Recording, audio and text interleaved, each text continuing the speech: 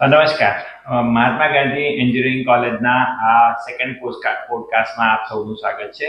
તો આજે મારી સાથે અમારા કોલેજની વિદ્યાર્થીનીઓ છે અને આજે એમની સાથે આપણે વાત કરીએ કે એમણે કેવો અનુભવ લીધો અને એમના વિશે આપણે વધારે જાણીએ. તો આપને વિનંતી કરીશ, તમારો પરિચય આપશો. મારું નામ રાજવી છે, આમનું નામ કૃષિ છે અને તેમનું દર્શી. અમે 7th સેમ કોમ્પ્યુટર એન્જિનિયરિંગમાં છે અને દર્શી 5th સેમ કોમ્પ્યુટર એન્જિનિયરિંગમાં છે. દર્શી, રાજવી અને કૃષિ, તમે હમણાં રિસેન્ટલી એક સ્પર્ધામાં ભાગ લીધી. તો તમે કઈ સ્પર્ધામાં ભાગ લીધો એના વિશે કહેશો?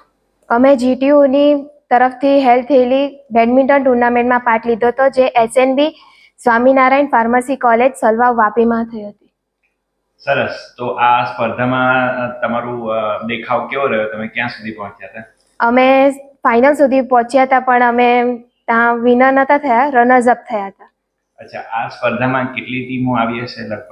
લગભગ 14 કે 15 જેટલી ટીમો આવી હતી ત્યાં. 14 થી 15 ટીમોમાં તમે રનર્સ અપ સુધી પહોંચ્યા. તો સંસ્થા વતી અને સંસ્થાના બધા શિક્ષકો અને વિદ્યાર્થીઓ વતી તમને ખૂબ ખૂબ અભિનંદન, અને અમને ભવિષ્યમાં આશા છે કે આપણે આમાં વિનર પણ થઈશું અને ખૂબ આગળ વધીશું. તો તમે આ જે સ્પર્ધા માટે કેવી તૈયારી કરી હતી? અમે 1 વીક પહેલાથી પ્રેક્ટિસ સ્ટાર્ટ કરી દીધી હતી. અમારી ટેકનિક્સ પર અને કોઓર્ડિનેશન પર ફોકસ કરતા હતા. મેઇનલી પ્રેક્ટિસમાં અમે એકબીજાની સામે મેચ રમતા હતા કે અમને આઈડિયા આવે કે ક્યાં શું ભૂલ થાય છે કોઈની. અચ્છા, અને ત્યાં જે તમારે આખી જે સ્પર્ધાનો અનુભવ તમારો કેવો રહ્યો? સ્પર્ધામાં ભાગ લેવા ગયા અને કેવો અનુભવ રહ્યો તમારો? એક અલગ જ અનુભવ હતો, કારણ કે અમે પહેલી વાર આવી રીતે જઈ રહ્યા હતા. બધાની સાથે ટીમ વર્ક હતું. થોડું બધું આપણે જે ફ્રેન્ડ્સ હોય એમની સાથે જાય એટલે થોડી મજા પણ આવે, થોડું ટેન્શન નો પણ હોય ત્યાં મેચ રમવાનો હોય એટલે. તો તમે આવી રીતે એક પ્રોફેશનલ કોમ્પિટિશનમાં ભાગ લીધો, તો ત્યાં તમને શું નવો અનુભવ થયો? તમે અહીંયા જ્યારે બેડમિન્ટન રમતા હો અને ત્યાં રમો, એમાં તમને શું નવું જાણવા મળ્યું, શીખવા મળ્યું, અનુભવવા મળ્યું? અમે જો અહીંયા બેડમિન્ટન રમીએ બધાની સામે તો કેવું અમને ખબર હોય કે આ આટલું છે, આ આમ છે, પણ ત્યાં જઈએ તો એક નવો એક્સપિરિયન્સ મળે, નવી ટેકનિકો પણ શીખવા મળે છે, એ લોકો રમે છે કેવી રીતે રમે એ બધું. અચ્છા, અને આજે તમારું જે સ્પર્ધાનું આયોજન છે કે તમારી સાથે જે ફેકલ્ટી આવ્યા હતા, જે તમારા કોચ હતા, તો એ બધાનો સહકાર અને વ્યવસ્થા કેવી હતી? એ અમારા સર હતા, ચિરાગ સર, તે અમને પૂરેપૂરો સપોર્ટ કરતા હતા, અમને એન્કરેજ કરતા હતા કે તમે રમો થોડું, એવી રીતે પાછળથી બહુ સપોર્ટ હતો એમનો.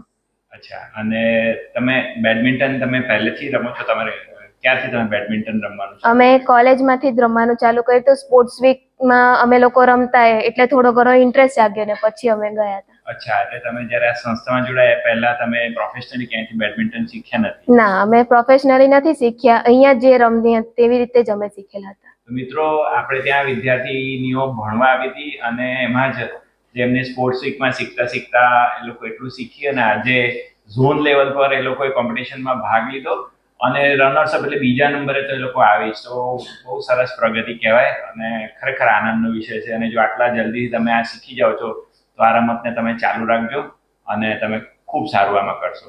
તો બીજી બધી રમતો કરતાં તમને બેડમિન્ટનમાં એવું શું વધારે ગમે છે? બેડમિન્ટનમાં આખા બોડીની એક્સરસાઇઝ પૂરી થાય છે એમાં. અચ્છા, વેરી ગુડ. તો એમાં તમારો સ્ટેમિના ચેક થઈ જાય છે. યસ. અચ્છા, આ જે તમે ભણો છો કમ્પ્યુટર ડિપાર્ટમેન્ટના, કમ્પ્યુટરના સ્ટુડન્ટ છો, તમે ફાઇનલ યરમાં છો અને આઈ થિંક ઋષિ 5મા સેમેસ્ટરમાં છે. તો તમે દર્શી, હા. તો કેવી રીતે તમે અભ્યાસ સાથે સાથે રમત-ગમત તમને જરૂરી લાગે છે? એવું નથી લાગતું કે રમત-ગમતમાં તમારો સમય બગડે? થોડું ઘણું તો થાય, પણ તે એડજસ્ટ કરવું, તે જ ટાઈમ મેનેજમેન્ટ આપણને હજી એક શીખવાડે કે કેવી રીતે એકેડેમિક્સ અને સ્પોર્ટ્સ બંને મેનેજ કરીએ તે. એટલે જે છોકરાઓ તમારા ક્લાસમેટ્સ છે કે બીજા વિદ્યાર્થીઓ છે, તો તમને એમને વિશે કહેશો કે રમત-ગમત રમવાથી તમને શું ફાયદો થયો? અમને તો મેઇનલી અમારો ઇન્ટરેસ્ટ હતો, પણ આવી રીતે એકેડેમિક્સમાં ખાલી જઈએ એના કરતાં કોઈ બી વધારે એક્સ્ટ્રા કરિક્યુલર એક્ટિવિટી હોય તો એમ એક્ટિવ રહે માઇન્ડ. સૌથી વધારે જરૂરી એ છે કે એક આર્ટ ફોર્મ અને એક રમત જો તમે કેળવો તો વિદ્યાર્થી નિરાશાથી દૂર રહે, વધારે સારી રીતે કોન્સન્ટ્રેટ કરે. અને તમે જે રીતે આ રીતે ભાગ લીધો એવી રીતે અમે ઈચ્છીએ કે સંસ્થાના બધા જ વિદ્યાર્થીઓ પોતાની જે પણ ક્ષમતા હોય એ પ્રમાણેની રમત-ગમતમાં ભાગ લે. તો ભવિષ્ય માટે તમારું શું યોજના છે, શું પ્લાન છે? અમે અત્યારે ફાઇનલમાં અમે જીત્યા, તો એની આગળ હજી એક ટુર્નામેન્ટ છે જીટીયુની, તો અમે લોકો જવાના છે. અને અમે હમણાં લુન્સીક્યુ પર થયેલા નેશનલ સ્પોર્ટ્સ ડે નિમિત્તે એક ટુર્નામેન્ટ હતી, તેમાં ભાગ લીધો હતો અને કૃષિ તેમાં ઓપન કેટેગરીમાં વિનર થયા હતા અને દર્શી અંડર 19માં વિનર થયા હતા. અભિનંદન. તો હવે ખાલી યુનિવર્સિટીની નહીં પણ નવસારી ખાતે થતી બીજી પ્રતિયોગિતાઓ ટુર્નામેન્ટ્સમાં પણ આ દીકરીઓ ભાગ લે છે અને એમાં પણ બહુ સરસ દેખાવ કરે છે.